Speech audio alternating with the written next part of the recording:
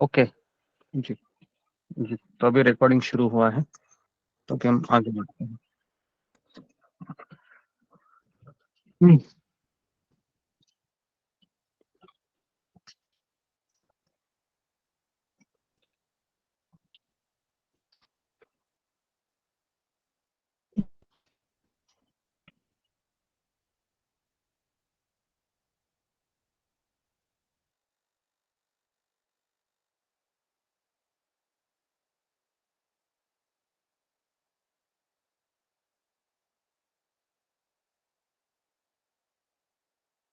ओमध्यानन्दस्य ज्ञानञ्जनशलाकया चक्षुरुन्मीलितं वाचनं पङ्गुं लङ्घयते गिरिं यत्कृपातमहं वन्दे श्रीगुरुदीनतारिणं। जय श्री कृष्ण चैतन्य प्रभु नित्यानंद श्री अद्वैत गदाधर श्रीवासादि गौर भक्तवृंद। हरे कृष्णा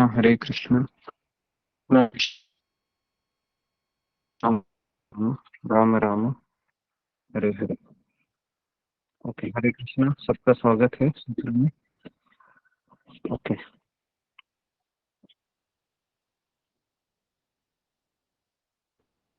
हाँ, किसका टर्न था बताने का?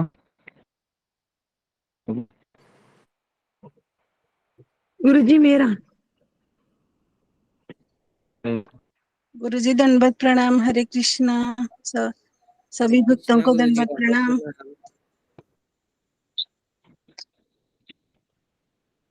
पर आप कहना है कि जब भी आप योगी करते हो आपको अनाउंसमेंट करना है, तो बताना है। तो बेसिकली आप कृष्ण मोहन प्रभु को कीजिएगा, ठीक है?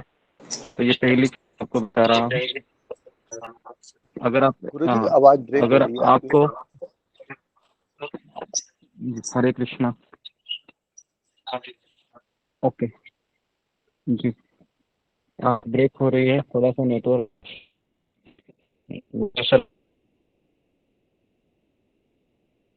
ओके,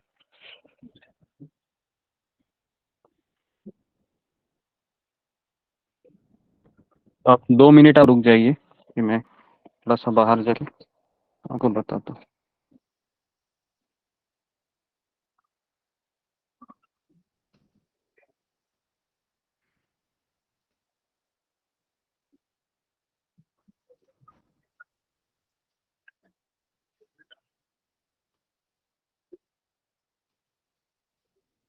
जी, हरे हरे कृष्णा सुख प्रभु जी, दंडवत प्रणाम। ओके, हरे कृष्णा। कुछ अनाउंसमेंट है, तो कुछ चीजें हैं। जी गुरु जी। जी भक्तों के लिए अभी आवाज आ रहा है? जी गुरु जी, आज्ञा दे तो मैं रिपीट करूं गुरु जी। जो भक्त अवगत हैं फिर भी वही गलतियां दोहराते हैं, तो कृपया आप सभी भक्तों से रिक्वेस्ट है कि गुरुजी के आने के पहले ज्वाइन कीजिए। कई बार हमने आप लोगों से विनम्र विनती की है, तो कृपया इसको फॉलो करें कि एक बार आध्यात्मिक गुरु क्लास में है उसके बाद ज्वाइन करते हैं आप, तो पहले कोशिश कीजिए आने का, यानी 2:55 तक आ जाइए, क्योंकि 3 बजे से प्रवचन गुरुजी चालू कर ही देते हैं। 3 से 4 प्रवचन होता है, तो आप लोग कृपया प्लीज इस पहले आइए।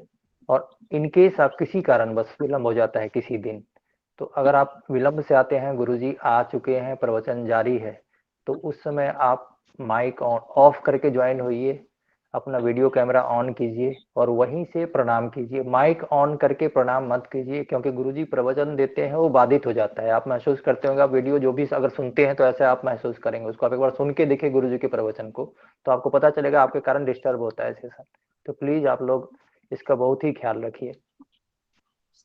तो और अपना कैमरा हमेशा ऑन रखिए। अगर किसी कारण से आप नहीं कर पाते हैं, जिनकी ड्यूटी है, तो आप चैट बॉक्स में लिखिए, प्रायर परमिशन लीजिए, पहले से उसमें लिख दीजिए, गुरुजी आपको अलाउ कर देंगे, फिर आप अपना कैमरा ऑफ कर सकते हैं। वरना आपको चांसेज है कि आपको 1-2 वार्निंग के बाद आपको सेशन से रिमूव किया जा सकता है, तो आप इसका पूरा ख्याल रखिए।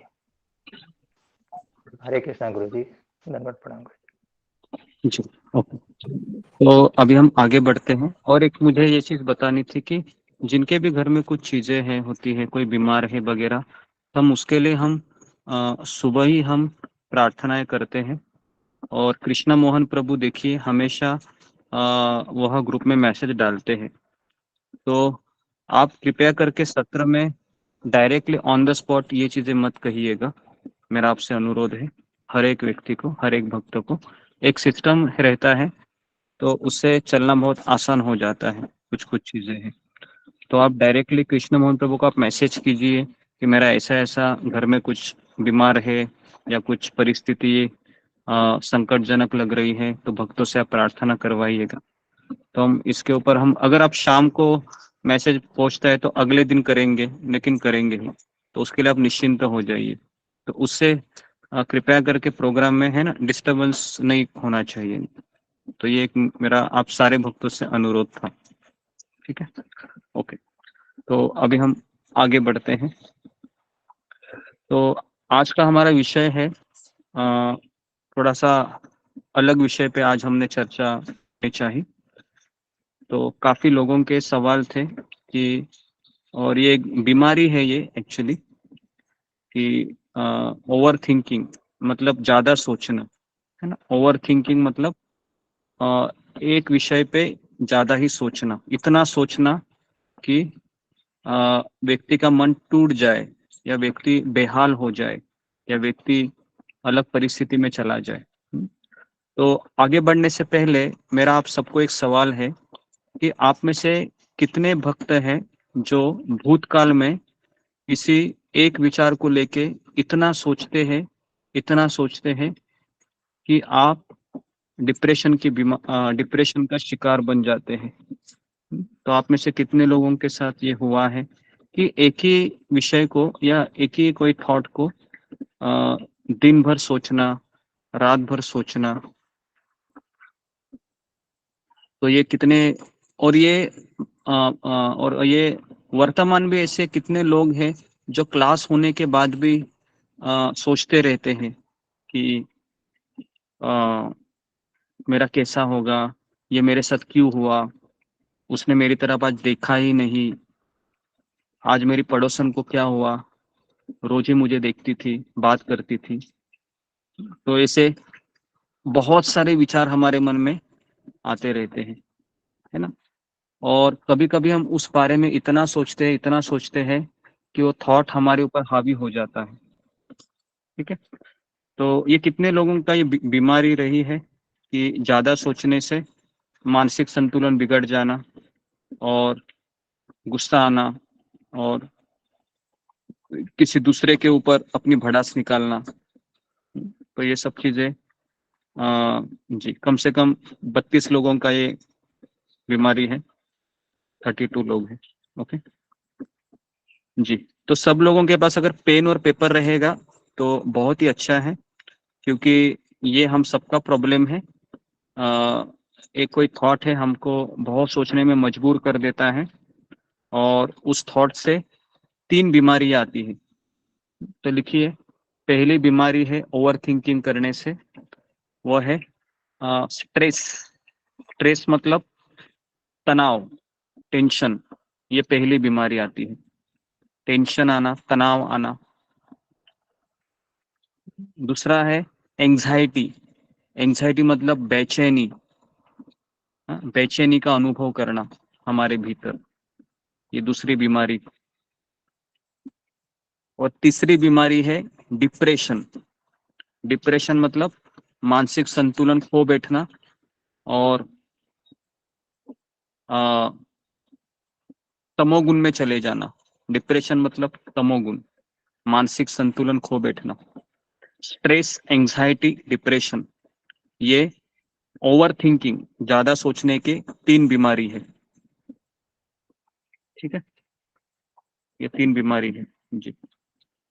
ओके जी। तो कम से कम यहाँ पर 30 भक्त हैं जिन्होंने हाथ खड़े किए हैं। और मुझे ऐसा लगता है कि अगर किसी के जीवन में ये कभी आया ही नहीं है, तो तो समझने का वो शुद्ध भक्त है। क्या समझने का? वो शुद्ध भक्त है अभी, है ना, क्योंकि बद्ध जीव को ही ये आता है, स्ट्रेस, एंग्जाइटी, डिप्रेशन। शुद्ध भक्तों को आता है क्या? नहीं आता है ना।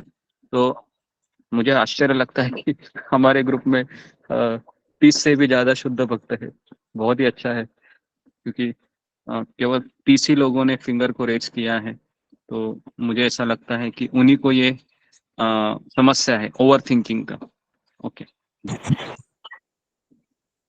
तो ओवर थिंकिंग ये हर एक व्यक्ति करता है जीवन में, जिसने जन्म लिया इस संसार में, वो ओवर थिंकिंग करेगा ही करेगा। ठीक है, ये असंभव है कि कोई व्यक्ति ओवर थिंकिंग कर ही नहीं सकता, है ना। ओके, तो पहला क्या है, पहले ये सोचना कि मैं ओवर थिंकिंग करता हूँ, ये पहला स्टेप है। तो लिखिए, पहला स्टेप लिखिए कि ये मानना कि मुझे ये बीमारी है, ये स्वीकार करना कि मैं ओवर थिंकिंग करता हूँ, मैं ओवर थिंकिंग करती हूँ, मैं ज्यादा ही सोचता हूँ, मैं ज्यादा ही सोचती हूँ। ओके, ये पहले स्वीकार करना, ये फर्स्ट स्टेप है। क्योंकि ये अगर नहीं स्वीकार करते तो आप सोचोगे कि अभी गुरुजी जो बताने जा रहे हैं वो मेरे लिए नहीं है। ठीक है, तो मुझे इस विषय से कुछ लेना देना नहीं है। तो इसलिए पहला है स्वीकार करना कि मैं ओवर थिंकिंग करती हूँ या मैं ओवर थिंकिंग करता हूँ। ठीक है, ये पहला।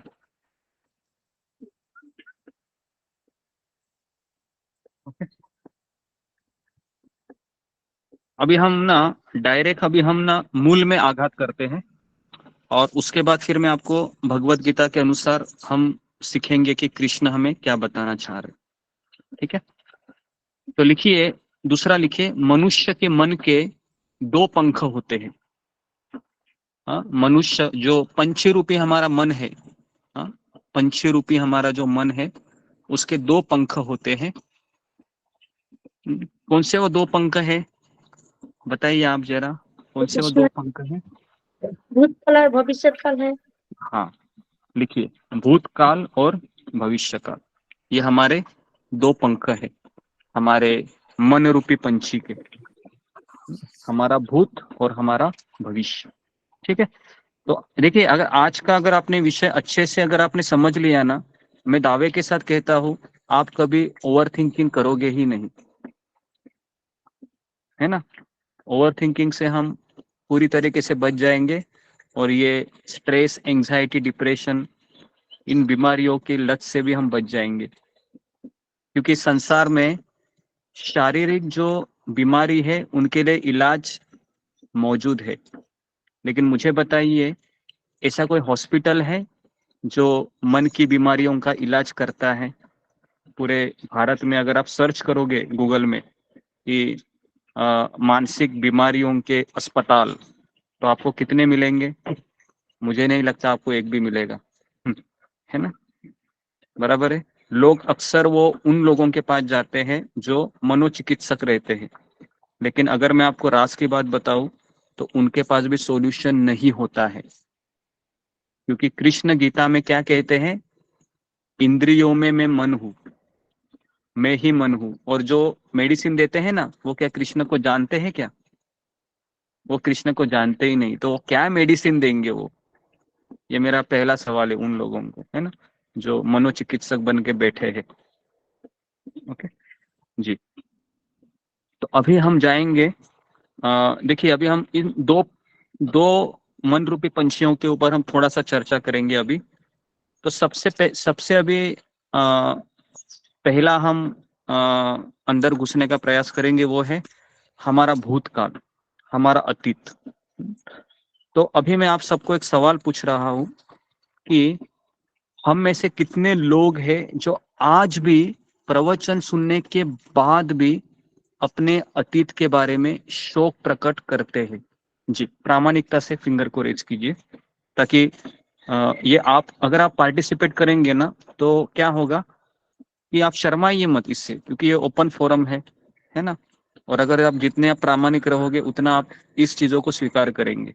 जी, ओके जी। मुझे तो क्वेश्चन फिर से बता दीजिए। मेरा ये क्वेश्चन है कि आज भी हम इतने प्रवचन सुनने के बाद भी सत्संग करने के बाद भी, 16 माला करने के बाद भी हम हमारे अतीत में जाकर हमारे भूतकाल की क्रियाओं के बारे में इतना शोक करते हैं कि हम रोते हैं, हम बहुत स्ट्रेस अनुभव करते हैं। जी, तो ये मेरा सवाल है। तो कम से कम 32 लोगों ने, 33-34 लोगों ने फिंगर को रेज किए हैं। ओके, तो इसका अर्थ क्या है? इसका अर्थ है कि मैं गीता सुनने के बाद भी, 16 माला करने के बाद भी, है ना, कि कुछ कुछ चीजों पे मैं अभी भी मेरा संतुलन नहीं है। ठीक है, ठीक है। तो अभी हम देखेंगे कि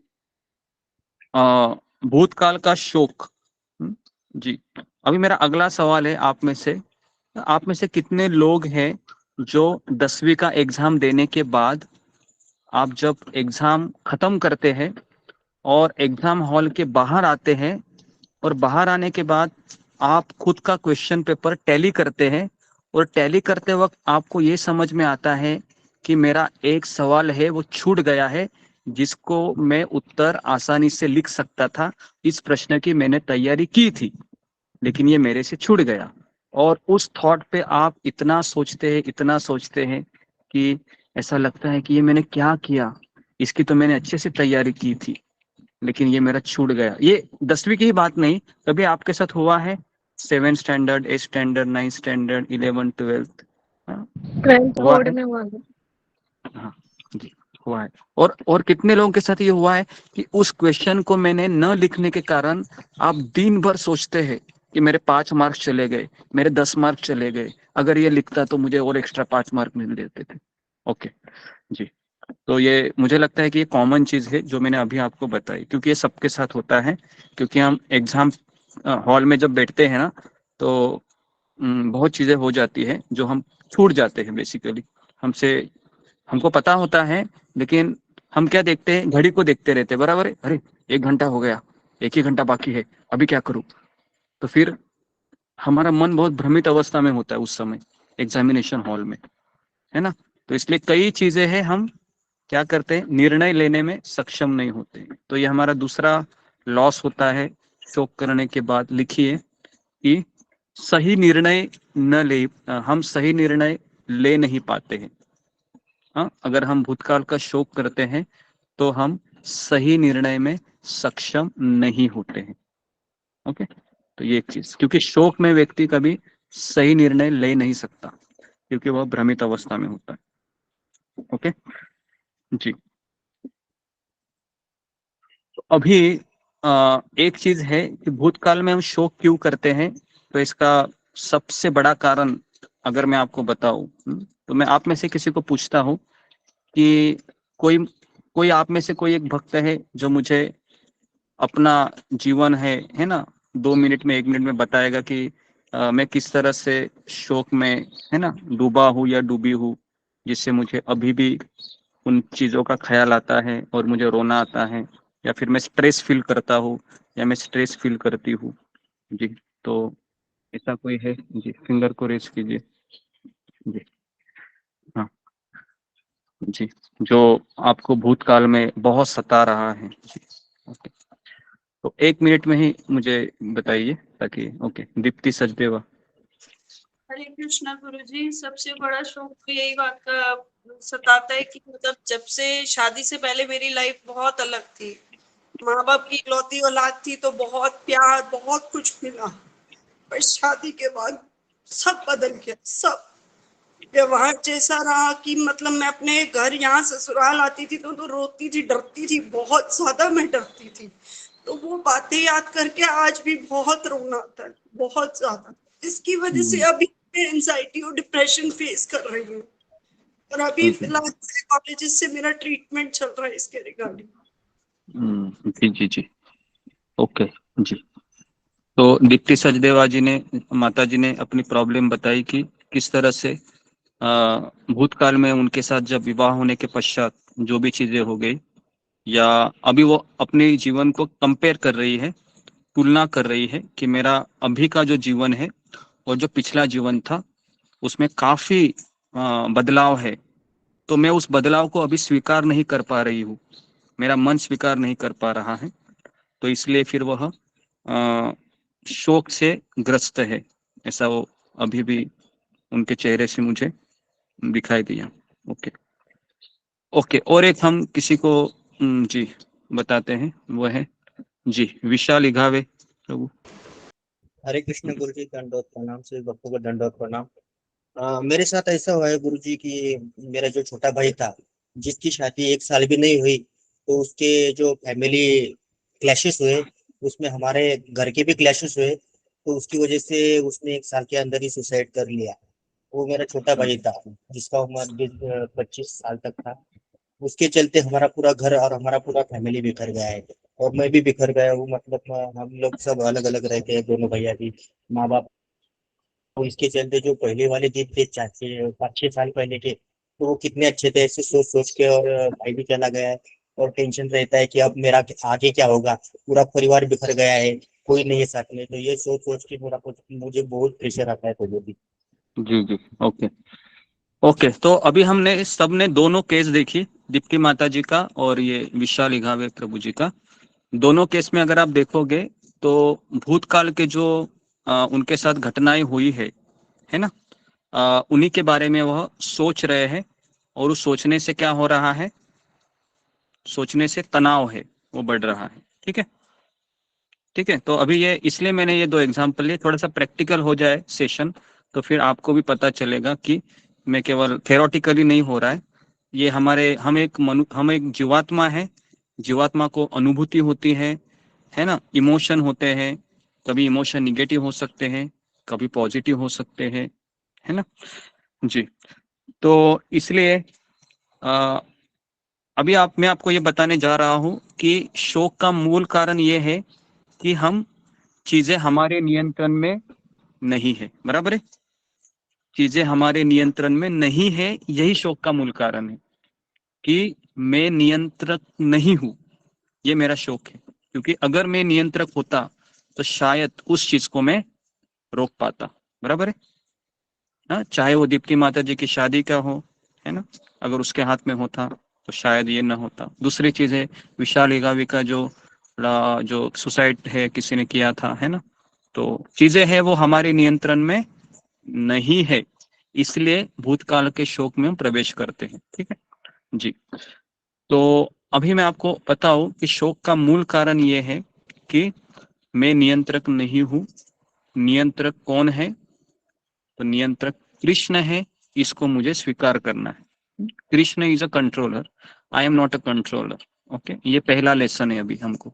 भूतकाल से मुझे ये सीखना है कि मैं नियंत्रक नहीं हूं, कृष्ण नियंत्रक है, और मैं कठपुतली हूं। मैं कठपुतली हूं, कृष्ण नियंत्रक है। ठीक है।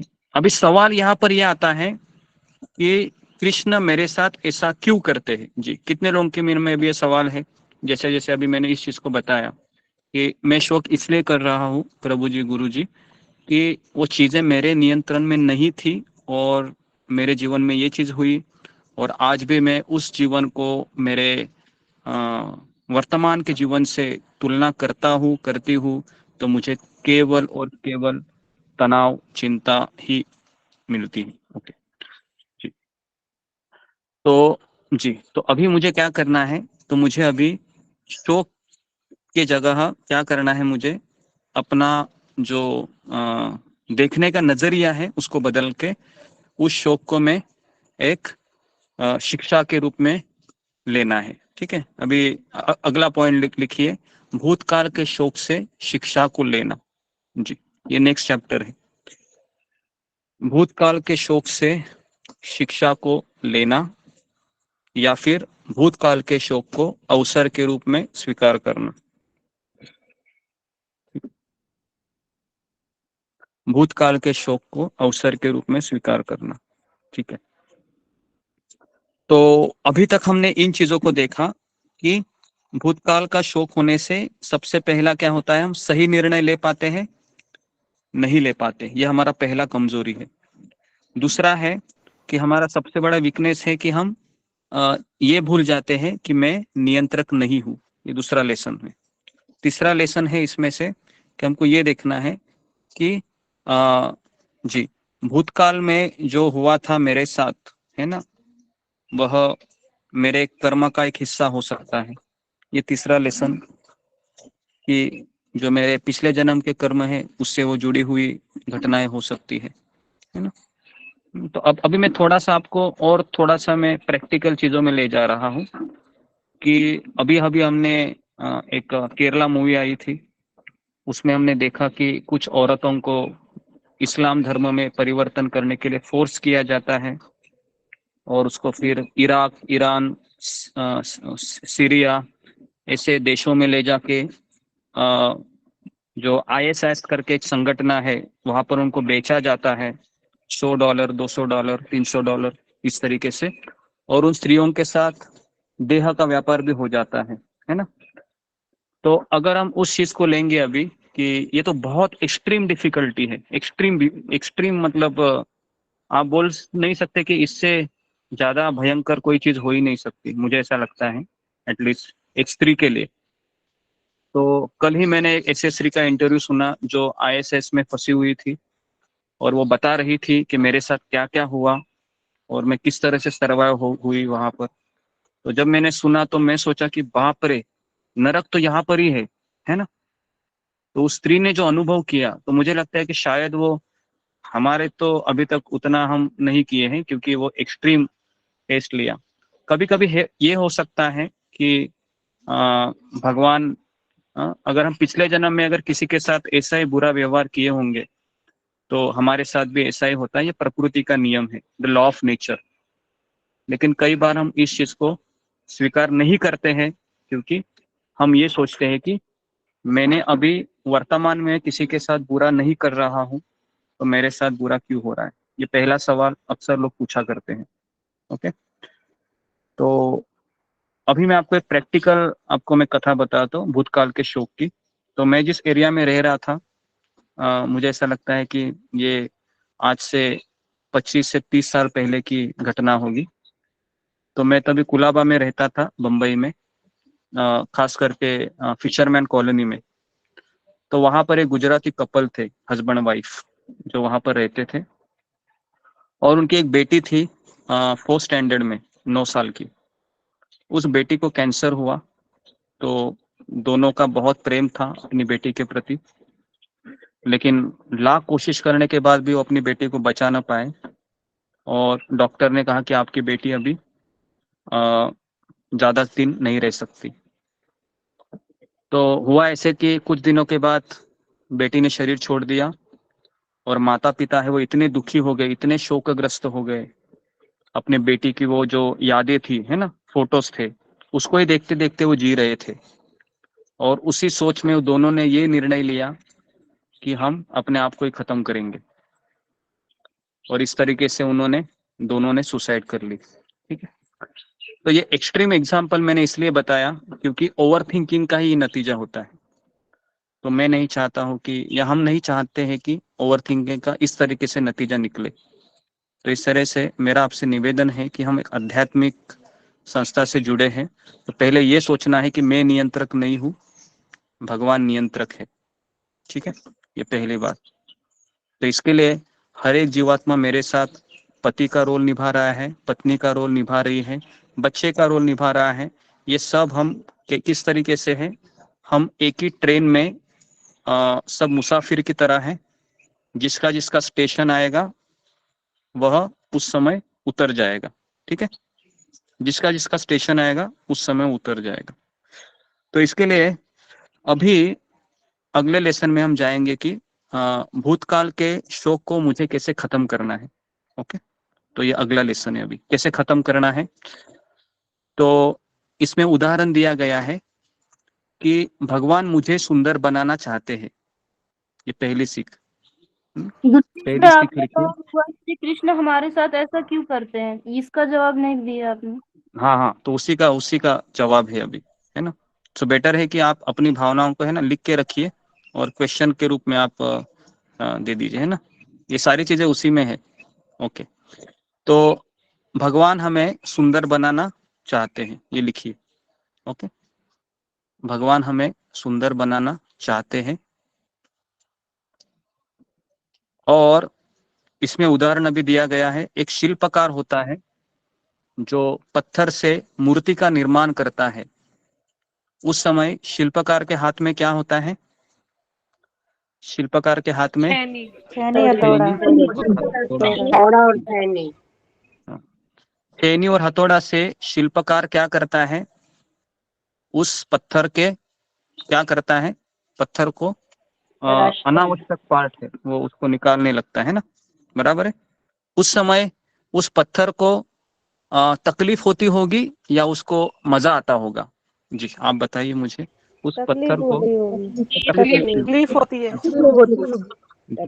तकलीफ होती होगी, ओके, तकलीफ होती होगी, ओके। तो जब तकलीफों को सहन करता है तो उस पत्थर से एक मूर्ति का निर्माण होता है, बराबर है। ये सब लोग एग्री करते हैं इसको, हाँ, कि जब वो चिन्नी हथौड़े से वो शिल्पकार जब उन पत्थरों को हटाएगा जो बहुत पीड़ाजनक रहेगा, क्योंकि चिन्नी हथौड़ा ये पीड़ादायक औजार होते हैं, है ना, किसी को निकालना किसी पार्ट को, तो बहुत पत्थर को तकलीफ झेलनी पड़ती है, ठीक है। लेकिन इसका अंत क्या होता है? इसका अंत है खूबसूरत मूर्ति का निर्माण होता है। तो भगवान हमें सुंदर बनाना चाहते हैं। और अभी हमारी अवस्था कैसी है?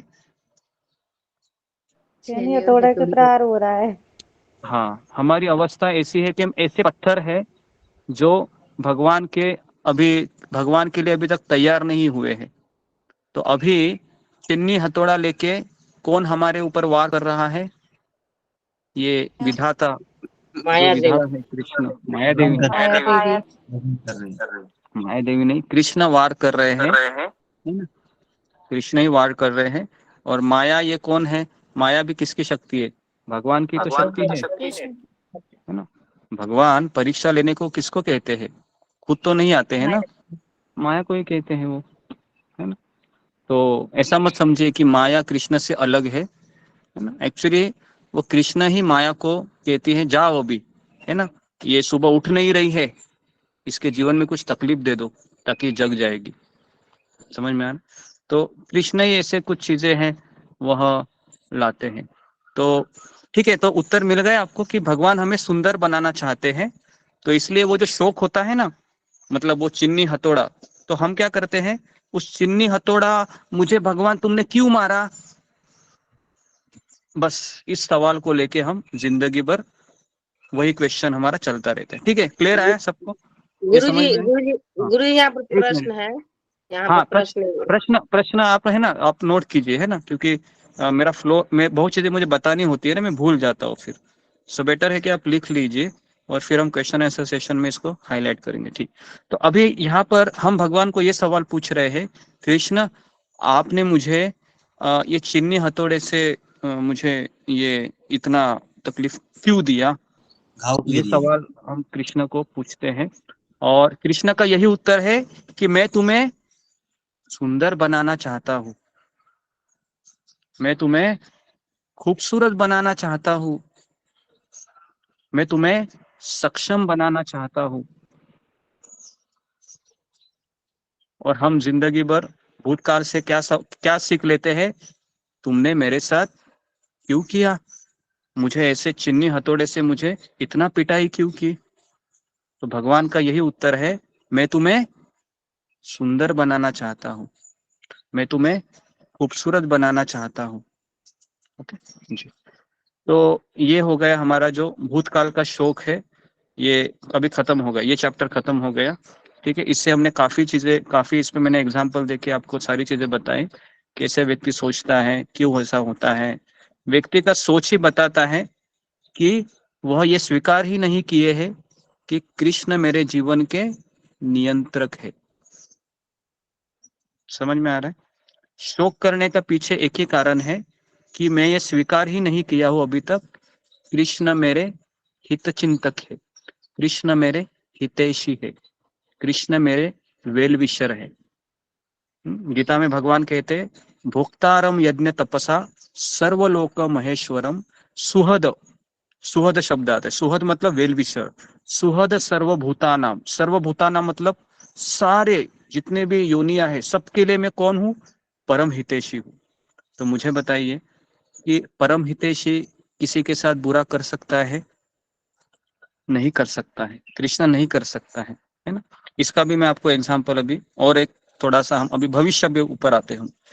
ठीक है, तो मैं चाहता हूं कि आप अपने प्रश्न है ना लिख के रखिए, क्योंकि मुझे पता है इस टॉपिक के ऊपर बहुत सवाल आएंगे, क्योंकि ये सबका प्रॉब्लम है ये। ठीक है, तो जो भी क्वेश्चन है आप लिख रखिए, फिर हम इसको हाईलाइट करेंगे। अभी हम दूसरे पंख पे आते हैं मन रूपी पंछी के, वह है भविष्य। भविष्य की क्या करता है व्यक्ति? चिंता। बराबर है, चिंता या फिर चिंता ही करता है ना। हाँ, चिंता ही करता है, और क्या है। भविष्य में की चिंता क्या होती है? पहला सवाल, मेरे साथ मेरा कैसे होगा। बराबर है। कितने लोगों को ये सवाल है? जी सच सच बताइए, आप में से कितने लोगों को सवाल पड़ता है भविष्य में मेरा कैसे होगा, भविष्य में मेरा क्या होगा, भविष्य मेरा कैसा होगा, मेरे पास पैसे रहेंगे क्या, मैं बीमार पड़ जाऊंगी तो डॉक्टर के पास मुझे ले जाने के लिए कौन रहेगा। हाँ जी, ओके जी, तो ये सवाल है। ओके, तो ये सवाल सबके हैं। और कोई सवाल हो सकते हैं भविष्य के कि हाँ, कि मेरे पास जब मैं बूढ़ा हो जाऊंगा, मैं बूढ़ा हो जाऊंगी, तो क्या मेरे आसपास लोग रहेंगे या सब मेरे ऊपर ये भक्ति कर रहे हैं इसके लिए सब मेरे को पीठ दिखाएंगे। जी, ये भी सवाल आता है। मुझे तो ये सवाल आता है कि मैं भक्ति कर रहा हूँ तो सारे रिश्तेदार अभी मुझसे बात नहीं कर रहे हैं, लेकिन जब मैं बूढ़ा हो जाऊंगा, बूढ़ी हो जाऊंगी, ये तो सब ऑनलाइन के लोग, तो कोई देहरादून में रह रहा है, कोई दिल्ली में रह रहा है ना, कोई बेंगलोर में बैठी है, तो ये लोग थोड़ी ना आएंगे, तो क्या होगा मेरा भविष्य। जी, कितने लोगों का ये सवाल है? सबका है। ओके, सबका, मैक्सिमम लोग इसी तरीके सोचते हैं। जी, ओके जी।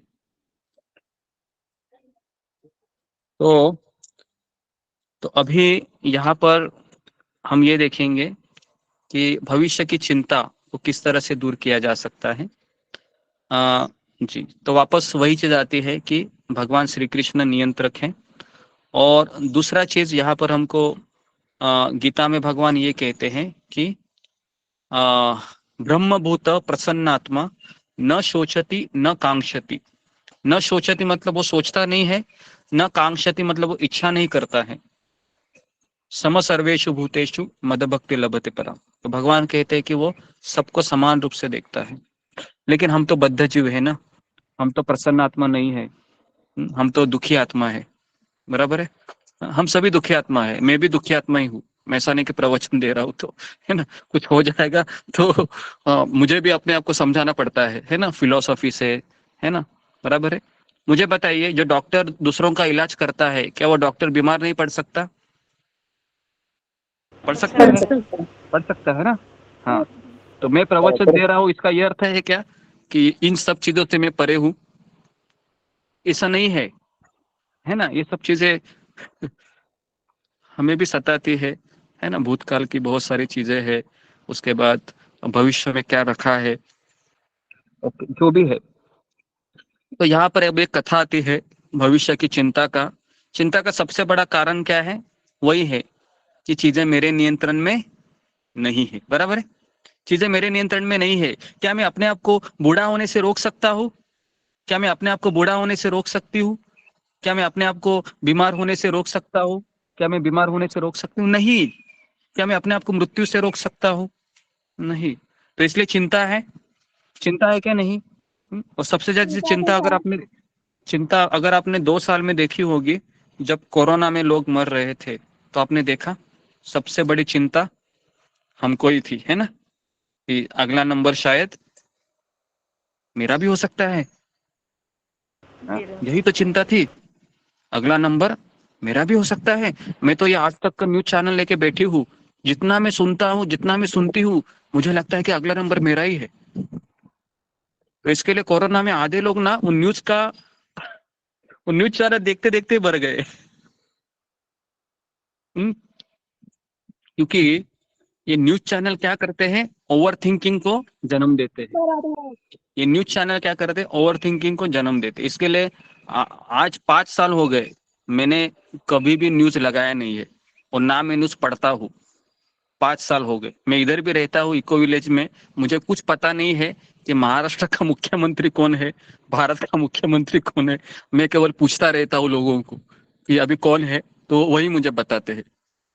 क्योंकि मुझे पता है न्यूज पढ़कर या न्यूज सुनकर मुझे क्या मिलेगा, टेंशन, एंग्जाइटी, डिप्रेशन। मैं ये क्यों अपने ऊपर ले लूं, बराबर है। क्योंकि न्यूज आपको क्या बोलते हैं कि कुछ तो हो गया है, कुछ तो होने वाला है, बोलते हैं कि नहीं।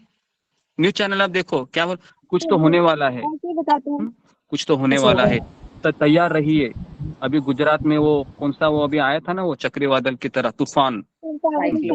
हाँ जी, तो आपको बोल रहे थे। हाँ जी जी जी मैं तो इतना डरा दिया था कि क्या बता कब बचेंगे बचेंगे। जी। तो मैं ये मैं उदाहरण इसलिए दे रहा हूँ क्योंकि आप एक लिखिए, सबसे बड़ी सीख लिखिए, न्यूज चैनल से दूर रहिए। जी लिखिए, न्यूज चैनल से दूर रहिए। ओके, क्योंकि न्यूज चैनल ओवर थिंकिंग को जन्म देता है। सबसे बड़ा झंझट हम हमारे भीतर पाल रखे हैं न्यूज चैनल के रूप में, है ना। और मुझे बताओ, अभी कोई भी टीवी लगाता है ना, सबसे क्या देखता है, न्यूज चैनल। हाँ, तो जी, तो इसके लिए ये सबसे बड़ा टेंशन का काम है न्यूज चैनल को बंद। ठीक है, अभी मैं आपको स्टोरी सुना रहा हूँ, ध्यानपूर्वक सुनिए। एक न्यूली मैरिड कपल थे, हस्बैंड वाइफ थे, नया नया शादी हुआ था। और हस्बैंड थे बहुत धार्मिक थे, तो वह एक जहाज में गए थे ऐसे ही सैर करने के लिए छुट्टियों में। होता क्या है अचानक, किसी का माइक चालू है जी। ओके, होता क्या है अचानक कि जहाज तूफानों में अटक जाता है और जहाज के पायलट अनाउंसमेंट कर देते हैं कि आने वाला जो 2-3 घंटा है ये काफी समस्यादायक रहेगा, क्योंकि हम तूफान में फंसने वाले हैं और अभी तूफान शुरू हुआ है। तो जितने भी पैसेंजर है जहाज के, सब टेंशन में आते हैं, है ना। तो उसकी वाइफ भी टेंशन में आती है। तो दोनों फिर क्या करते हैं, दोनों ऊपर जाते हैं जहां पर जहाज का मेन डेक होता है ना। और वो देखते हैं कि मेरा जो पति है उसके चेहरे पर कोई स्ट्रेस नहीं है, कोई टेंशन नहीं है, कुछ नहीं है। और बाकी सब जितने भी यात्रीकारी है, सब लोग बहुत चिंता में थे, चिल्ला रहे थे, रो रहे थे, क्योंकि पायलट ने अनाउंसमेंट किया था कि चीजें मेरे हाथ में नहीं है, मेरे नियंत्रण के परे है, क्योंकि ये परिस्थिति है, जो वातावरण है, ये मेरे हाथ में नहीं है। तो पत्नी है अपने पति को प्रश्न पूछती है कि इतना बड़ा तूफान है अभी आपके सामने, पूरा जहाज हिल रहा है, हम दोनों भी हिल रहे हैं, कैसे तो हम यहाँ पर खड़े हैं, क्या आपको कोई दुख नहीं हो रहा है, कोई चिंता नहीं हो रही है। तो उन्होंने हंसते हंसते जवाब दिया पति ने कि मुझे बड़ी शक्ति के ऊपर भरोसा है, मुझे मेरे भगवान के ऊपर भरोसा है। तो उन्होंने इस तरीके से उत्तर दिया कि मुझे भगवान के ऊपर भरोसा है, और जिस भगवान की मैं रोज पूजा करता हूँ और वही इस जहाज का भी नियंत्रक है, तो वो मुझे बचाएगा। और उसके बाद उसने कहा कि कि अभी मैं यहाँ पर एक तलवार है ना, तो वो जहाज में एक तलवार होती है, उस तलवार को वो लेके आता है और उस तलवार को अपनी बीबी के सर के ऊपर रखता है, ऐसे ना, ऐसे। और अपनी बीबी को सवाल पूछता है कि अभी ये तलवार है ना, बहुत धारदार है, तो अभी तुमको कैसा लग रहा है। तो बीबी कहती है कि मैं बहुत ही निश्चिंत हूँ। जैसे तूफान चला जाता है ना 2 घंटा, उसके बाद ये डायलॉग होते हैं कि तूफान चला जाने के बाद सब नॉर्मल होता है। तो फिर वो पत्नी को कहते हैं कि ये तलवार मैंने तुम्हारे सिर पर रखा है, बहुत तेज है, कैसा लग रहा है तुमको। तो पत्नी कहती है कि ये तलवार बहुत तेज है, और अगर आपने थोड़ा सा भी मेरे सर के ऊपर चलाया तो मुझे पता है कि मेरा क्या होने वाला है। लेकिन फिर भी मैं इसलिए निश्चिंत हूं क्योंकि आपके हाथ में तलवार है और आप मेरे हितैषी है, आप मेरे पति है, आप मुझे पीड़ा नहीं दे सकते, तो इसलिए मैं निश्चिंत हूं।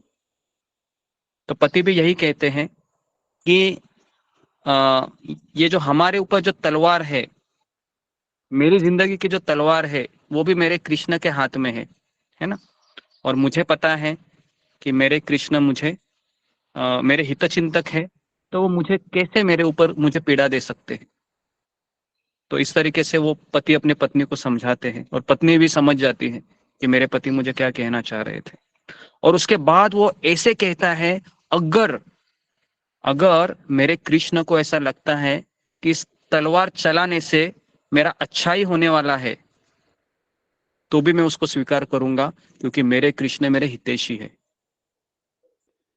समझ में आया? अभी ये चीज स्वीकार करना काफी कठिन है कि तलवार भी चल जाए, मुझे भी पीड़ा भी मिले, और पीड़ा मिलने के बाद भी मैं ये सोचता रहूं क्योंकि वो तलवार है मेरे कृष्ण के हाथ में है, उन्होंने तलवार चलाई, उसके लिए कुछ न वो मुझे शिक्षा देना चाह रहे हैं इससे, तो इसलिए वो भी मुझे स्वीकार है। ओके, तो ये जो है, तो इससे व्यक्ति भविष्य की चिंता से मुक्त हो जाता है, क्योंकि भविष्य में चिंता से वही व्यक्ति मुक्त हो सकता है जिसने अपने जीवन के सारे जो दौर है वह कृष्ण के हाथ में दिए हैं। अभी हमारे लिए कृष्ण ये बहुत दूर की व्यक्ति है फिलहाल, क्योंकि हम साधक है। तो अभी हम आध्यात्मिक विषय में जाते हैं। अभी हम भगवत गीता के पहले अध्याय में देखते हैं कि अर्जुन ओवर थिंकिंग करता है क्या नहीं? अगर आप देखोगे पहले अध्याय में बहुत ओवर थिंकिंग करता है, पूरा भगवत गीता ओवर थिंकिंग ही है। पहला अध्याय देखो, अर्जुन इतना ओवर थिंकिंग करता है, कृष्ण को कहता है, कृष्ण मैं युद्ध नहीं करूंगा और मैं डिप्रेशन में जा रहा हूँ, मुझे एंजाइटी हो रही है, मेरा गांडीव धनुष्य मेरे हाथ से सरक रहा है, मेरी त्वचा सूख रही है ना, मेरा मुख है वह सूखा जा रहा है, रोंगटे खड़े हो रहे हैं। ये सब किसके नतीजे हैं? ओवर थिंकिंग के। ज्यादा सोचने से ही तो ये होता है सब, रोंगटे खड़े हो जाना, मुंह सूख जाना, डिप्रेशन होना। तो तो उसके बाद फिर क्या किया? अर्जुन ने अपने जीवन की जो डोर है वो किसके हाथ में दे दी? फिर अपने गुरु के हाथ में दे दी, कृष्ण के हाथ में दी। लेकिन कृष्ण वहां पर अर्जुन के कौन है? अर्जुन के गुरु है ना, अर्जुन के गुरु है। तो इसलिए अर्जुन को यह भरोसा था कि मुझे अगर ओवर थिंकिंग से मुक्त होना है तो मुझे मेरी जो सोच है उस सोच को किसको देना है? ये मेरे जो गुरु है, आध्यात्मिक गुरु कृष्ण, उसको देना है। कृष्ण आप ले लीजिए। और उसके बाद आप देखते हो कि अर्जुन का ओवर थिंकिंग समाप्त हो जाता है। उसके बाद अर्जुन ओवर थिंकिंग करता है क्या? बिल्कुल नहीं, क्योंकि उसको पता है कि मैं ओवर थिंकिंग क्यों कर रहा था, क्योंकि मैं अपने मन रूपी पंछी से आकाश में गोते लगा रहा था, और अभी मैंने गोते लगाना बंद करके मैंने कृष्ण को, मेरे गुरु को मैंने अपने जीवन की डोर दे दी है।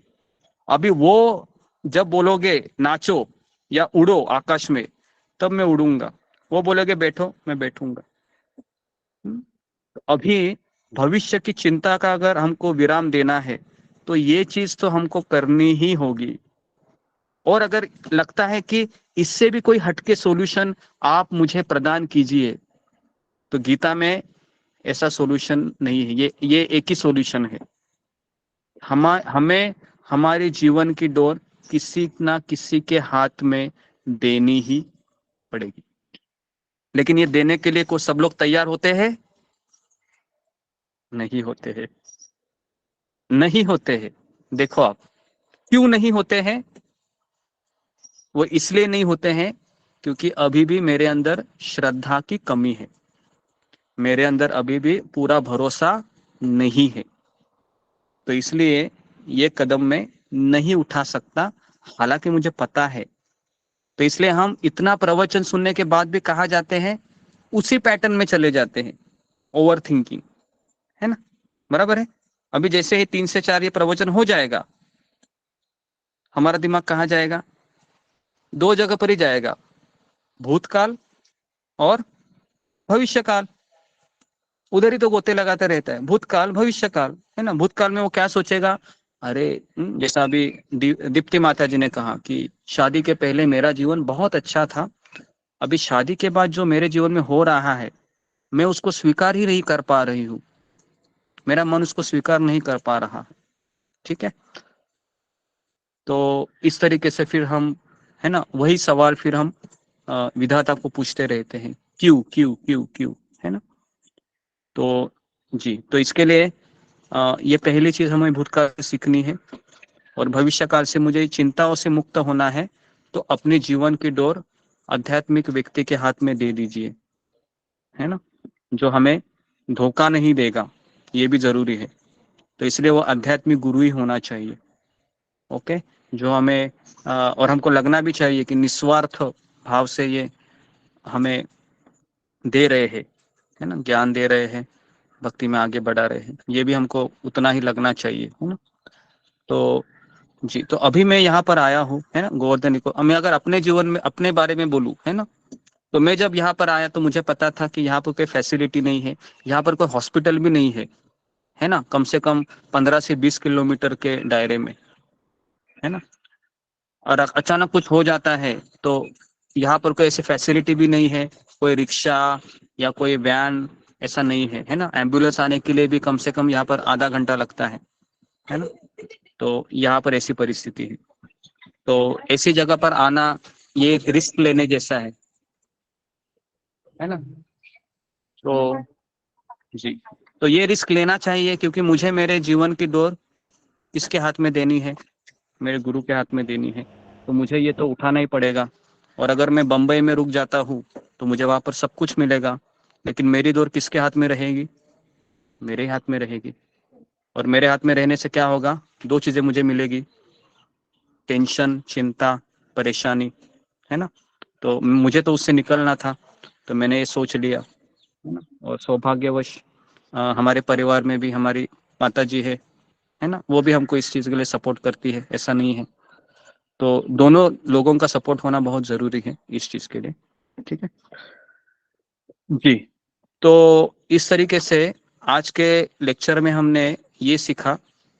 तो जी, तो मैं यहाँ पर एंड करता हूँ। तो कौन मुझे बताएगा कि आज के जो चर्चाओं में खास करके हमने कौन कौन से उदाहरण देखे। और अभी मैं सबसे बड़ा उदाहरण आपको देना चाहूंगा, वो होता है माँ और पुत्र का। जब माता पुत्र को देखती है कि वह खिलौना से खेल रहा है और इसका दूध का समय हुआ है, लेकिन वो आ ही नहीं रहा है मेरे पास, तो माँ क्या करती है, माँ उस खिलौने को छीन लेती है। और खिलौने जैसे ही छीन लेने के पश्चात पुत्र को पता लगता है कि मुझे तो भूख लगी है, मुझे मेरी माँ की आवश्यकता है। तो भगवान क्या करते हैं, भगवान उस खिलौने को छीन लेते हैं, ताकि मुझे ये पता चले मुझे किसकी आवश्यकता है, मुझे भगवान की आवश्यकता है। तो वो छीनना होता है ना, या वो शिल्पकार का जो मूर्ति का निकालना होता है ना, वही पीड़ाजनक होता है। और ये पीड़ा सबको होती है, मुझे भी होती है, ऐसा नहीं है ना। जब से हम भक्ति में आए हैं पीड़ाओं को ही सहन कर रहे हैं। बहुत कम ऐसा हुआ है कि बहुत आनंद मिला है, केवल यात्रा में ऐसा होता है 2 दिन 4 दिन 6 दिन।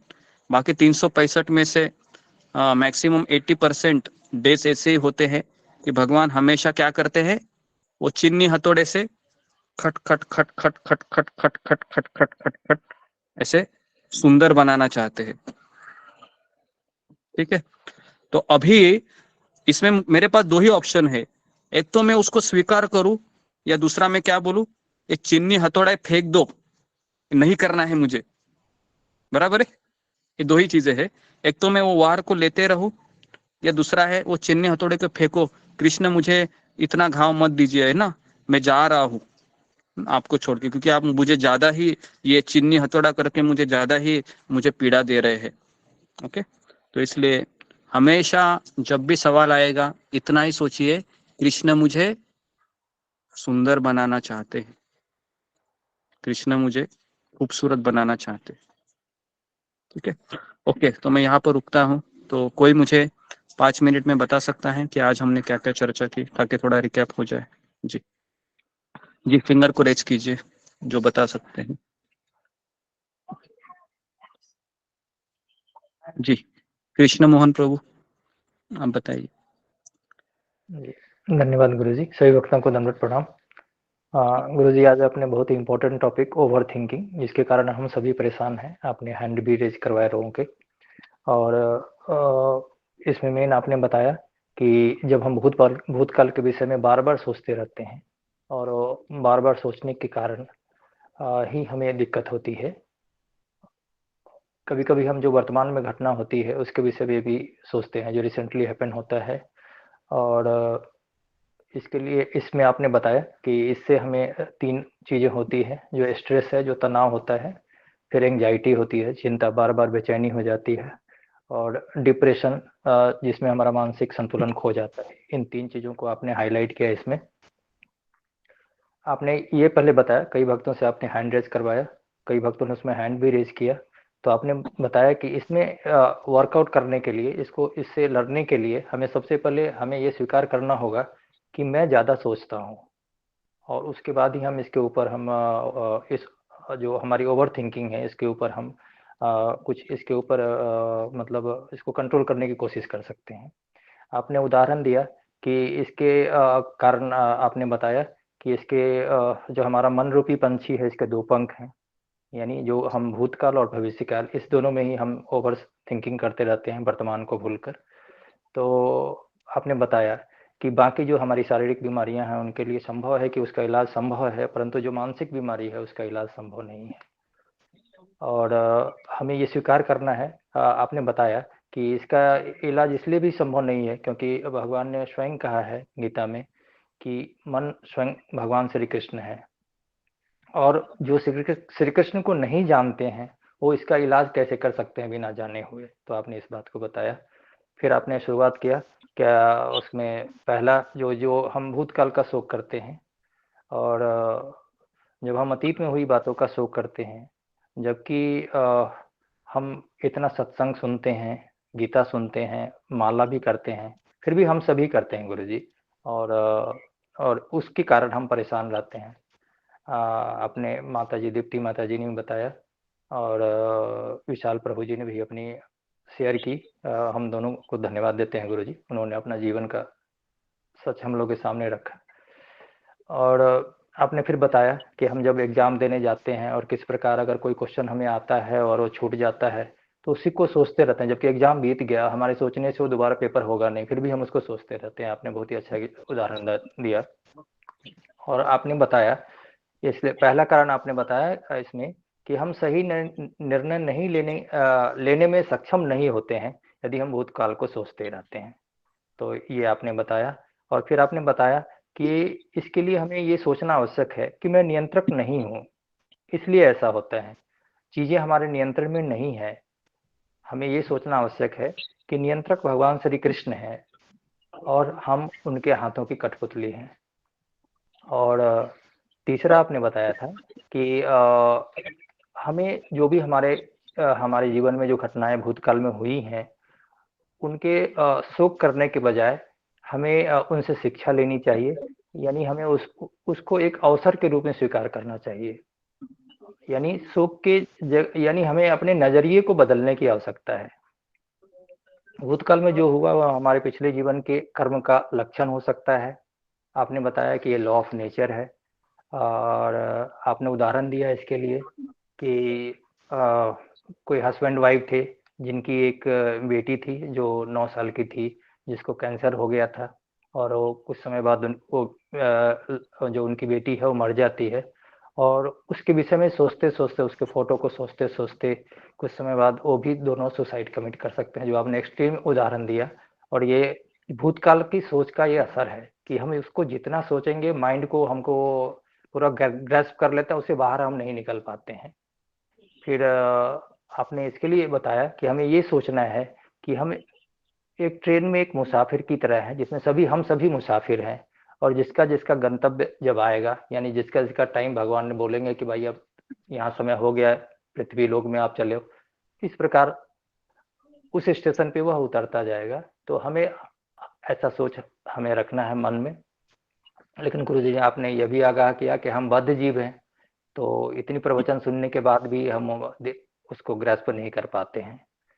फिर आपने उदाहरण दिया था कि हमें ये सोचना है कि आपने एक शिल्पकार का उदाहरण दिया कि शिल्पकार जो होता है जब मूर्ति बनाता है तो हथौड़ा और छेनी लेके उस पे चोटें देता है, और जो यकीनन जो पत्थर है उसको तो अच्छा नहीं लगता होगा, उस समय कष्ट होता होगा, लेकिन उस कष्ट सहने के बाद में वो खूबसूरत मूर्ति का रूप आकार ग्रहण करता है। तो इसी प्रकार जो भगवान श्री कृष्ण है वो हम लोगों को मतलब जो भी है हमें तराशना चाहते हैं, हमें कष्ट देके हमें शुद्ध करना चाहते हैं, इस लायक बनाना चाहते हैं कि हम उनके लायक बने, और इसलिए वो हमें कष्ट देते हैं, ऐसा हमें समझना चाहिए। कृष्ण हमें सुंदर बनाना चाहते हैं, कृष्ण हमें सक्षम बनाना चाहते हैं, परंतु हम उस भूतकाल में हुए कष्टों को हमेशा सोचते रहते हैं।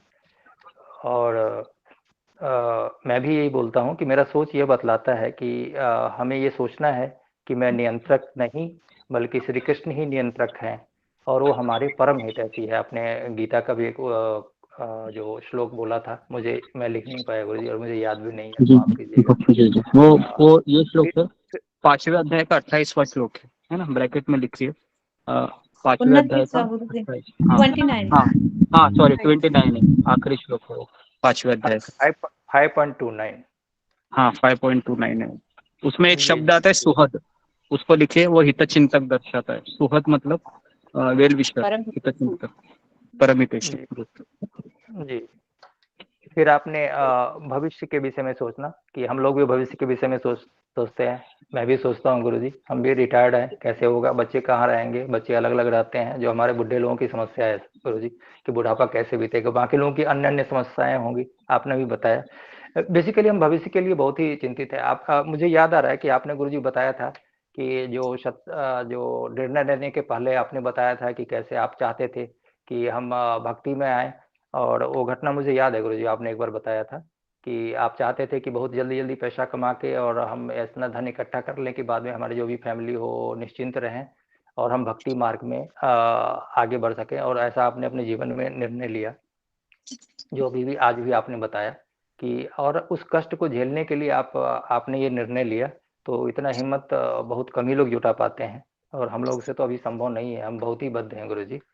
तो आपने आपने बताया कि आपने बताया कि हमें वही सेम जो हमें ये समझना है कि श्री कृष्ण ही नियंत्रक हैं, उनके अलावा कोई नियंत्रक नहीं है। हम सभी भूतकाल की चिंता करते हैं, और आपने बताया कि क्या हम जो हमारी जरा व्याधि यानी जो हम बीमार होते हैं और हमें मृत्यु होगी, तो क्या हम उससे रोक सकते हैं?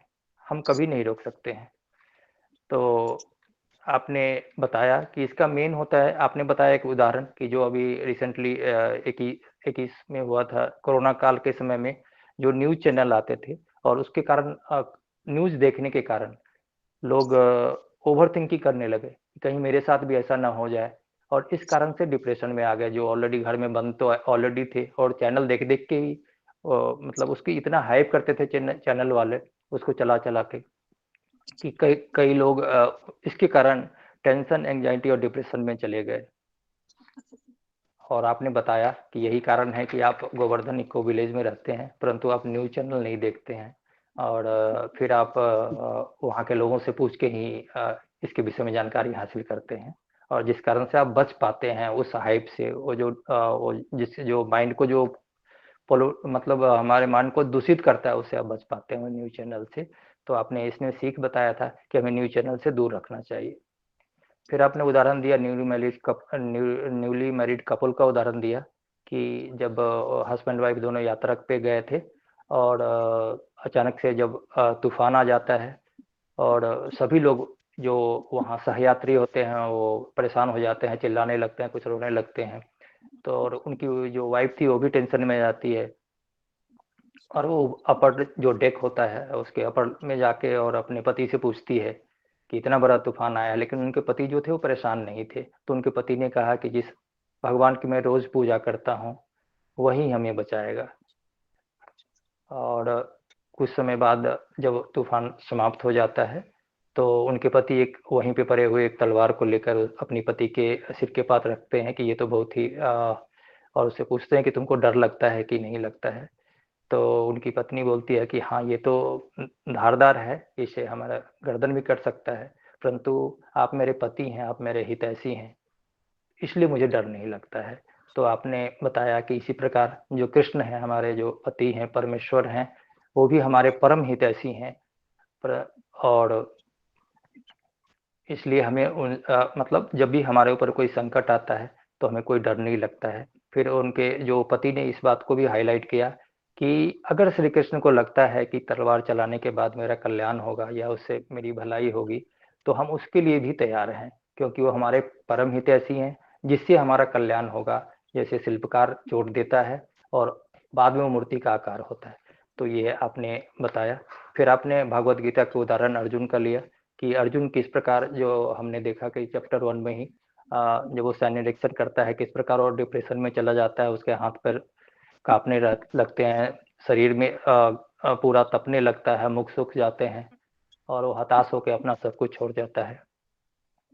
तो उसने फिर चैप्टर 2 की जो शुरुआत होती है तो उसने उस समय निर्णय लेता है कि वो आध्यात्मिक गुरु के रूप में अपने सखा परम हितैषी भगवान श्री कृष्ण को अपने आध्यात्मिक गुरु के रूप में स्वीकार करता है। और उसके बाद उसकी जो भी है, उसने जो भी उसका जीवन का निर्णय होता है वो अपने आध्यात्मिक गुरु यानी श्री कृष्ण के ही कहने के अनुसार वो करता है। और फिर उसको कोई भी बाद में चिंता नहीं होती है। और उसके बाद में जो भी हम लोग जानते हैं कि उसका जो भी निर्णय हुआ वो मतलब उसके जीवन में अच्छा ही हुआ। तो हमें भी अपने मन रूपी जो पक्षी है, पंछी है, उसको किसी न किसी को सौंपना चाहिए जिसके ऊपर हमारी श्रद्धा हो, जो हमें पता है कि वो आध्यात्मिक मार्ग में स्वयं भी उसी मार्ग में चल रहे हैं, आगे चल रहे हैं, तभी हमारा कल्याण हो सकता है। फिर आपने लास्ट में आपने अपना उदाहरण तो दिया ही गुरुजी कि किस प्रकार आप मुंबई से जीवी में आए, क्योंकि आप अपना आध्यात्मिक कल्याण करना चाहते थे और इसमें माता जी का भी सहयोग है, पूरे परिवार का आपको सहयोग है। और लास्ट में आपने माता पुत्र का उदाहरण दिया था कि किस प्रकार जब बच्चा खिलौना से खेलते रहता है और तो दूध पिलाने के लिए माता उसके खिलौने छीन लेती है और फिर उसको दूध पिलाती है। फिर वो बच्चे को समझ में आता है, कुछ समय रोता है, फिर बाद में फिर दूध पीने लगता है। तो जिस्ट यही है कि हमारी श्रद्धा आध्यात्मिक गुरु में होनी चाहिए, जिनको हम अपना मनरूपी पंखी सौंप सकें। धन्यवाद गुरुजी, सभी भक्तों को धन्यवाद। त्रुटि हो गई तो क्षमा करेंगे। बहुत सुंदर बात प्रभु जी, हरि बोल प्रभु जी, हरि बोल, बहुत सुंदर बोला। हरि बोल प्रभु जी, हरि बोल हरि बोल प्रभु जी, हरि बोल, हरि बोल, हरि बोल प्रभु जी, हरि हरि बोल। बोल, हरि बोल, जी, एक्चुअली ये प्रवचन थोड़ा सा बहुत ही टफ होगा एक्सेप्ट करने के लिए, मुझे भी पता है। लेकिन हम भगवान से कृष्ण से प्रार्थना करते हैं कि कृष्ण, आप जब भी तलवार चलाएंगे ना तो मेरी श्रद्धा आपके तलवार के ऊपर है ना बनी रहने देना तब तक, बराबर कि नहीं? उतना तो भगवान मेरे ऊपर श्रद्धा दे ही दीजिए, है ना, ताकि मैं आपको हमेशा हितचिंतक समझूं, हितैषी समझूं, और जो भी आप मेरे साथ करेंगे मैं हमेशा यही सोचूं, कृष्ण आप मुझे सुंदर बनाना चाहते हैं, मैं हमेशा यही समझूं। मैं कभी ये ना समझूं कि कृष्ण आप मुझे कुरूप बनाना चाहते हैं, मैं ऐसा कभी ना बोलूं और ना कभी ना समझूं।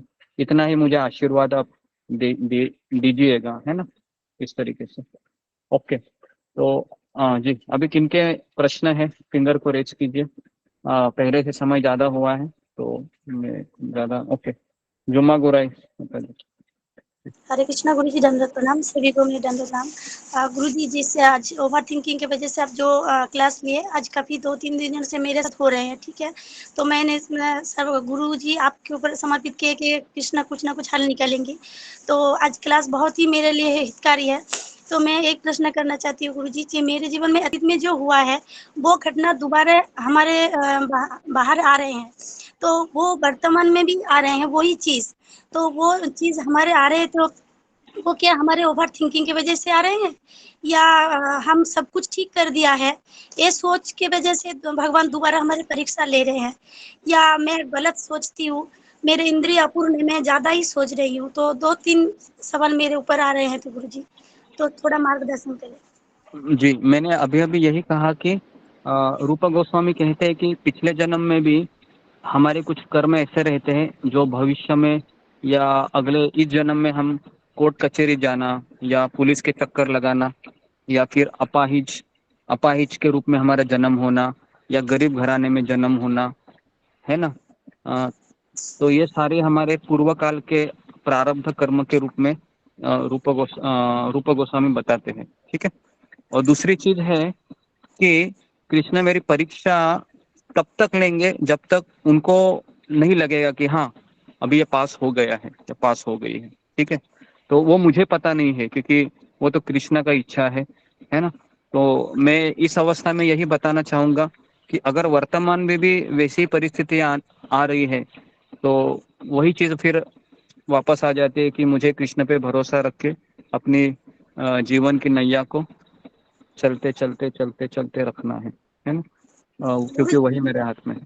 जी गुरुजी, वो तो हमारे फैमिली में जो हो रहे हैं, लेकिन वो हमारे पर्सनल जिंदगी में कुछ ऐसे घटना घटी थी, तो वो दोबारा हमारे आ रहे हैं, हमारे साथ हो रहे हैं हमारे पर्सनल जिंदगी में, तो वो इसके लिए मैं आपसे बात करूं गुरुजी? जी जी, तो आप है ना बाद में हम इसके ऊपर, क्योंकि ये बहुत आपका व्यक्तिगत है तो ये बहुत अलग रहेगा जी। ओके, नेक्स्ट ममता कुमारी माता जी। हरे कृष्णा गुरुजी, दंडवत प्रणाम।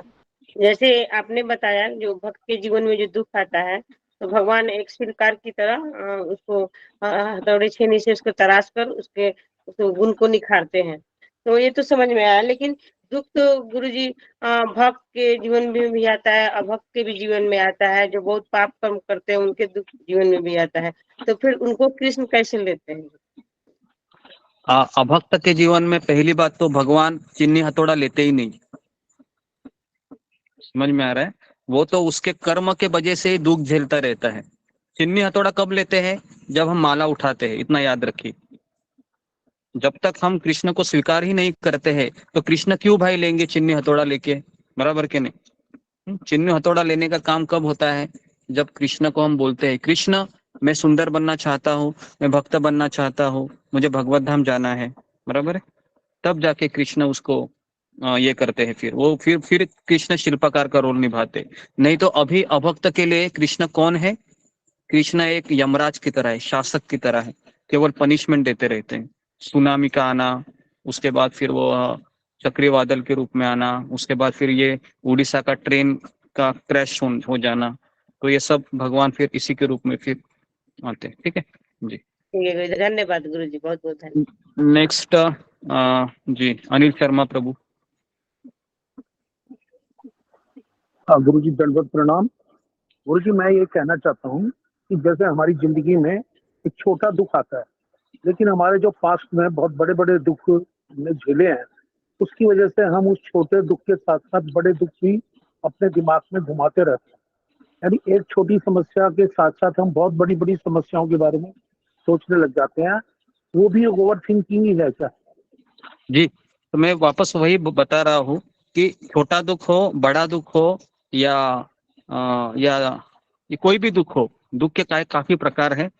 एक चीज याद रखिए, ये सारे दुख इसलिए आए हैं क्योंकि मैं मन रूपी पंछी में अभी भी गोते लगा रहा हूँ, भूतकाल और भविष्य का, बराबर है। तो ये जब तक मैं गोते लगाते रहूंगा तब तक ये दुख, कम दुख, बड़ा दुख, छोटा दुख, ये आते ही रहने वाला है। और मुझे भी पता है कि ये इतना आसान नहीं है कि मेरी सोच को मैं पूरी तरीके से कृष्णमय होना या गुरुमय होना, इसको टाइम लगेगा, ठीक है, टाइम लगेगा। मैं ये नहीं बोल रहा हूँ कि एक दिन में होगा। कि आज आपने लेक्चर सुना और आप लेक्चर सुनने के बाद आप बोलोगे अरे मुझे अभी सीक्रेट फॉर्मूला मिल गया ओवर थिंकिंग का, अभी मैं कल से ये पूरा सब कुछ एकदम सही के सही करूंगा, ऐसा नहीं होने वाला है, ठीक है। हाँ, ये भी मैं बता रहा हूँ तो ये प्रवचन से एटलीस्ट मुझे ये पता चला कि मैं कहाँ गलत कर रहा हूँ और मुझे किस तरीके से छोटे छोटे स्टेप्स लेके चीजों को सुधारना है।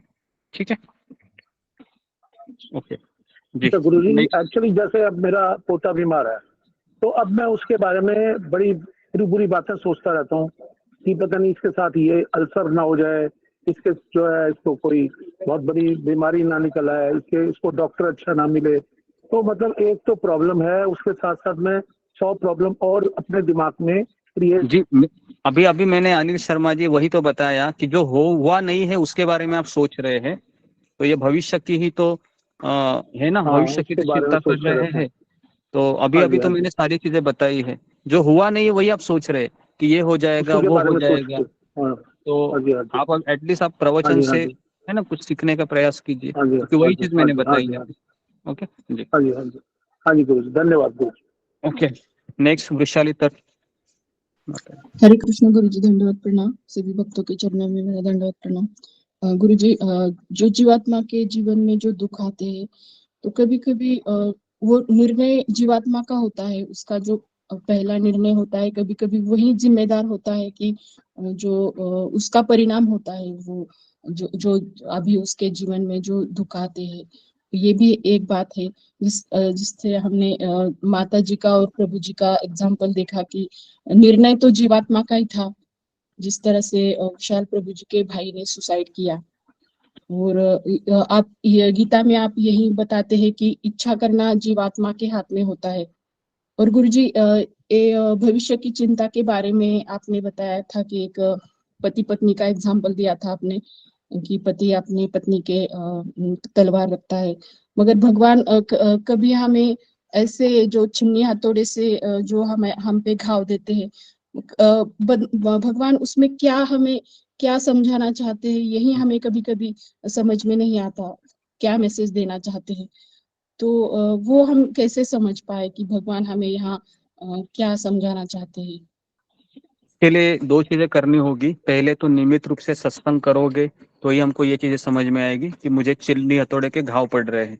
ठीक है, ये पहली बात। क्या लगता है अगर आप सत्संग से दूर चले जाएंगे तो क्या आपको पता चलेगा कि मेरे जीवन में तकलीफ हो रही है, कृष्ण का ये कुछ रोल है? मुझे नहीं लगता कि कोई इस तरीके से सोच सकता है ना, क्योंकि वो सत्संग में ऐसा उसको सीखने को मिलता है, पहली बात। और दूसरी बात है कि जब जब कोई संकट आएगा तो हमें अपने आप को यही पूछना है कि कृष्ण मुझे खूबसूरत बनाना चाहते हैं, और अगर मुझे कृष्ण के अनुसार खूबसूरत बनना है तो फिर मुझे इस संकट को अवसर के रूप में लेके मुझे चलना ही होगा।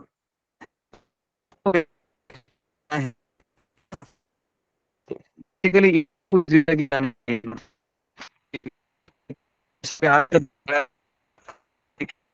गुरु जी, गुरु आपका जी, आवाज आवाज नहीं आ कट रही रही है। है आपकी।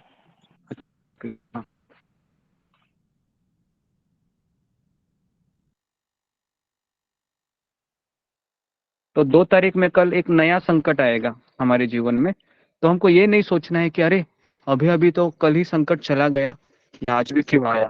क्योंकि वो चिन्नी हथौड़ा है, वो एक ही बार चलता है क्या शिल्पकार के हाथों से?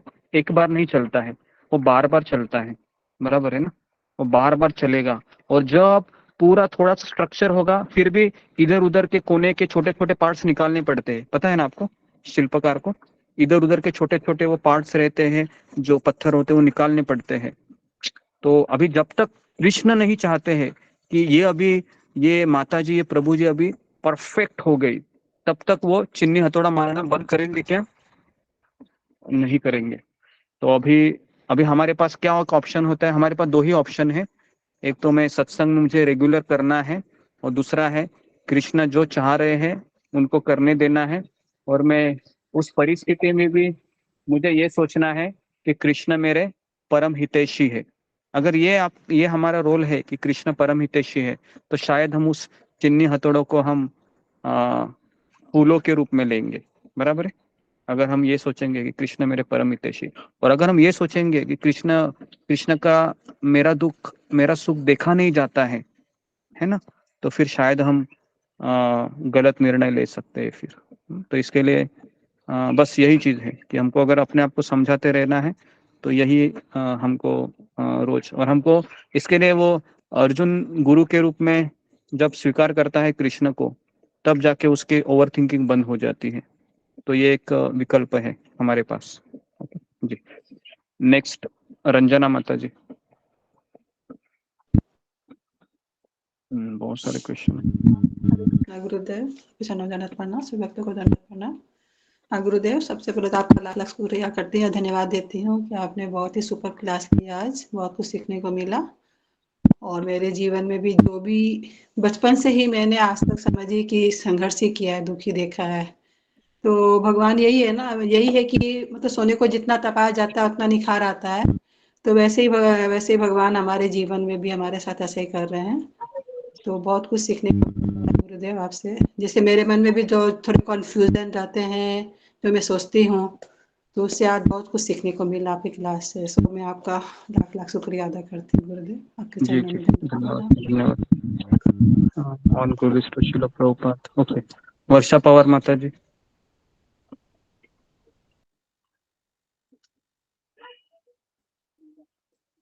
प्रतिभा कुमारी। हरे कृष्ण गुरु जी, दंडवत प्रणाम। गुरु जी, मेरा सवाल ऐसा है, जैसे कि हम यहाँ पे सब कुछ जानते हैं, आपके माध्यम से सब कुछ जान पाए हैं, सब कुछ समझते हैं, फिर भी कभी कभार जैसे कि माया देवी का इमोशनल अत्याचार हो जाता है। और जैसे कि मतलब गुरु जी, और जैसे कि हम ये करना चाहते हैं, पर हम मतलब मैं चाहती हूँ कि जानती हूँ कि मैं ही गलत हूँ। ऐसा लगता है जैसे कि मैं वो इंजन हूँ जिसके पीछे बहुत सारे डिब्बे हैं। अगर मैं सही पटरी पे आ जाती हूँ तो सब आ जाते हैं। और कभी कभार ऐसा भी होता है जैसे कि भगवान को सब समर्पित करने की बोलते हैं, जैसे कि मेरा कुछ नहीं है, सब कुछ आप ही का है, आप ही मतलब आपकी जो इच्छा वही करेंगे, ऐसा प्रार्थना भी करते हैं। फिर भी हम उसी के चिंता में रहते हैं कि जैसे ऐसा क्यों नहीं, मतलब हम हमारे परिवार के बारे में बोल रहे हैं, जैसे कि ऐसा क्यों नहीं करते, ऐसा ही कृष्ण है सब, मतलब घुमा फिरा के सिर्फ कृष्ण तक आ जाते हैं। तो यहाँ पे सवाल आता है, हमको पता था आप ऐसे ही बोलोगे, सब कुछ घुमा फिरा के वही कृष्ण पे ले जाते हैं, पर ऐसा नहीं होता है जैसे कि आप जैसा बोलते हो, है तो सही, पर ऐसा करने से मतलब जी, कृष्ण है पर आजकल तो समझ में आया ऐसा मुझे क्या बोलने की कोशिश है। तो सुनिए, वही बात है कि हमने अपने मन रूपी पंछियों को अपने पास ही रखा है, ठीक है। तो इसके लिए हमारा ये प्रॉब्लम है, और ये प्रॉब्लम ये अभी भी कल परसों भी चलता रहेगा, या 2 साल के बाद भी ये ऐसा ही रहेगा। क्योंकि प्रॉब्लम कहाँ पर है, अभी भी मैंने मन रूपी पंछियों को अपने पास ही रखा है ना, मैंने ना गुरु को दिया है ना कृष्ण को दिया है। तो इसलिए फिर ये समस्या तब तक चलती रहती है कि ऐसे क्लासेस अगर मैं रोज 365 दिन भी दूं ना, तो भी कुछ होने वाला है नहीं। पता है क्यों? क्योंकि अभी तक मैंने मेरे जीवन की दौर मेरे गुरु के हाथ में नहीं दी है, ठीक है। तो इसलिए ये वापस रिपीट ही होने वाला है ये। तो आप ऐसा मत सोचिए कि आज का क्लास बहुत अच्छा था, मुझे नई चीज समझ में आएगी, लेकिन कल वही हाल है ना। फिर आप बोलोगे, अरे क्लास तो अच्छा दिया था कल, ये आज क्या हो गया? आज वापस मैं भूतकाल के शोक में लग गई, भविष्य की चिंता में लग गई। तो प्रॉब्लम कहाँ था? क्लास में नहीं था, प्रॉब्लम था कि मैंने मेरी सोच को बदला ही नहीं। समझ में आया? मैंने मेरी सोच को बदला ही नहीं। मुझे क्लास को मैंने ऐसे लिया कि मेरे कान को बहुत अच्छा लगा क्लास, है ना। तो मैंने इस कान से निकाला, इस कान से लिया, और दूसरे कान से निकाल दिया 4 बजे के बाद, 4:30 बजे के बाद। तो कुछ हुआ ही नहीं ना, कि ना वो चिंतन किया, ना मैंने कुछ टिप्स लिए, ना मैंने अपने गुरु को बताया कि मैं अभी क्या करूं इस तरीके से, है ना। जी, तो मुझे किसी ने ये सवाल नहीं पूछा कि आपने क्लास बताया, अभी मुझे बताइए कि मैं क्या करूं। मुझे बस 2 ही चीजें बताइए कि मुझे सब समझ में आया कहाँ पर प्रॉब्लम है, बस अभी मैं वही करती रहूंगी जिंदगी भर। ऐसा कोई मुझे सवाल नहीं पूछता, है ना। वो केवल हम अलग अलग तरीके से हमारे सवालों को पूछते हैं। लेकिन मैं वापस कह रहा हूँ कि ये सारे क्लासेस है, ये हमेशा अच्छे रहेंगे, क्योंकि ये शिल प्रभुपाद के शब्द है ना। राधानाथ महाराज से मैंने जो अलग अलग प्रवचन करता उसे सुने हैं, उससे मैं आपको बताता हूँ। लेकिन जब तक हम हमारी जिंदगी में कुछ बदलाव नहीं करेंगे, है ना, तब तक ये 2 साल के बाद भी मैं यही क्लास दूं ना तो आपको नया ही लगेगा, बराबर है, नया लगेगा यही क्लास। ओके जी, तो इसके लिए मैं चाहता हूँ प्रतिभा माता जी, है ना, कि आप है वो हमारे मन की, अगर आपको इसमें से निकलना है तुरंत तो अपने मन की डोर है वो, है ना, किसी ऐसे व्यक्ति के हाथ में करना दो चाहते जो हैं गुरु जी, आध्यात्मिक हो। पर जैसे दृढ़ निश्चय की कमी है, वो नहीं हो पा रही। हाँ हाँ, नहीं दृढ़ निश्चय भी वो सब ठीक कर देंगे, है ना, अगर आप चाहती है तो। ओके, वापस हमारा चाहने के ऊपर ही सब चीजें आती है, बराबर है। फिर इंजेक्शन यहाँ से लग सकता है, वहां से भी लग सकता है, फिर वो इंजेक्शन लेने के लिए भी तैयार होना चाहिए, बराबर कि नहीं। ओके, सो वही चीज फिर आती है। ओके, मीनाक्षी रावत माता जी। धन्यवाद गुरु जी। हरे जी, साधना रिसवाल। हरे कृष्णा गुरुजी, मैं बोलूं क्या? आवाज नहीं आ रही। जल्दी जल्दी बोलिए, बहुत टाइम हो गया आज, जल्दी जल्दी बोलूं क्या गुरुजी? बोलूं मैं? हाँ बोलिए। रोज सामने जो घटता है 10-15 दिन में, 10-15 उससे कैसे निकालेंगे बाहर? अपने ही रहते हैं ना घर के सब।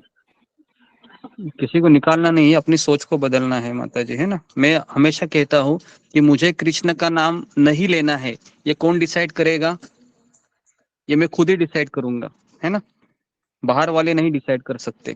क्या कोई हमारा जुबान ऐसे बंद कर सकता है? मतलब कोई हमारे मन के द्वारा बंद कर सकता है कि आप कृष्ण को मत सोचो?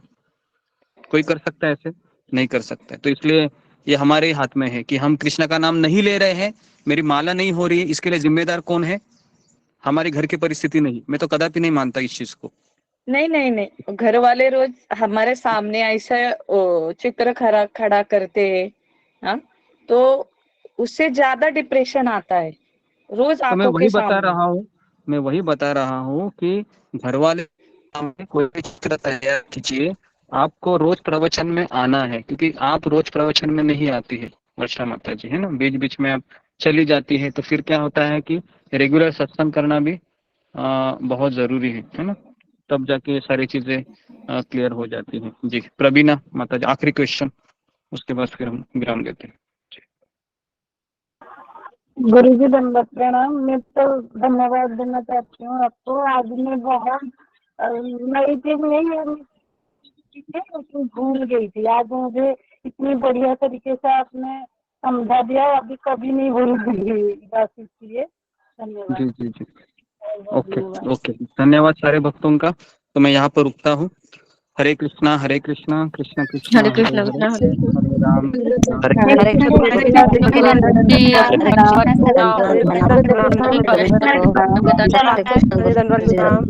हरे भक्त बचाई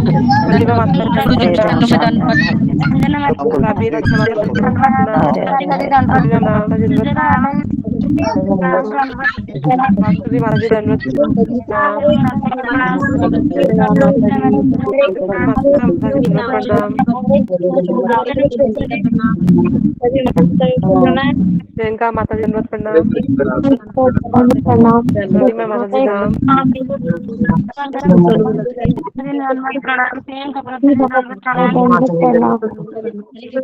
जी नाम कृष्णा माता जी दंडवत प्रणाम। उमा माता जी दंडवत प्रणाम। प्रतिभा माता जी दंडवत प्रणाम। प्रणाम। दी तुम्हारे जी प्रणाम।